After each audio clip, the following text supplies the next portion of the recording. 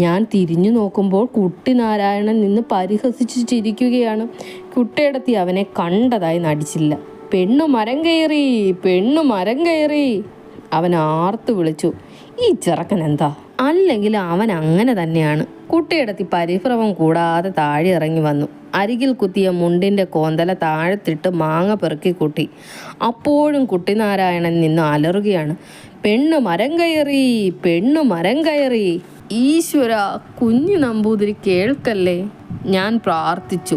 തേക്കിലയിൽ മാങ്ങ പൊതിഞ്ഞ് എൻ്റെ കൈവശം ഏൽപ്പിച്ച് കുട്ടിയിടത്തി നാരായണൻ്റെ അടുത്ത് ചെന്നു. ഒന്നും ചോദിക്കാതെ നേരെ അവൻ്റെ ചെകിട്ടത്തൊരടി വെച്ചു കൊടുത്തു.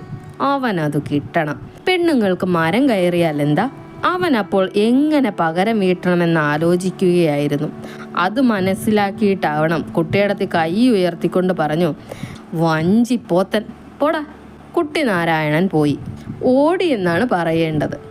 പക്ഷേ ആ കേസ് വലിയമ്മയുടെ അടുത്തെത്തി. കുറ്റങ്ങൾ രണ്ടായിരുന്നു.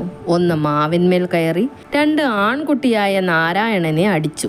എടി മാളക്കുട്ടിയെ, നീ മരം കയറിയോ? കേറിയോടി? കേറി, അതിനെന്താ? ഞാൻ പേടിച്ച് ഒന്നും അറിയാത്തവനെ പോലെ അമ്മയുടെ അടുത്ത് ചെന്നിരുന്നു. ഒന്നിന്നോ കാണാൻ പോകുന്ന പെണ്ണാ നീ? നിശ്ചയുണ്ടോടി?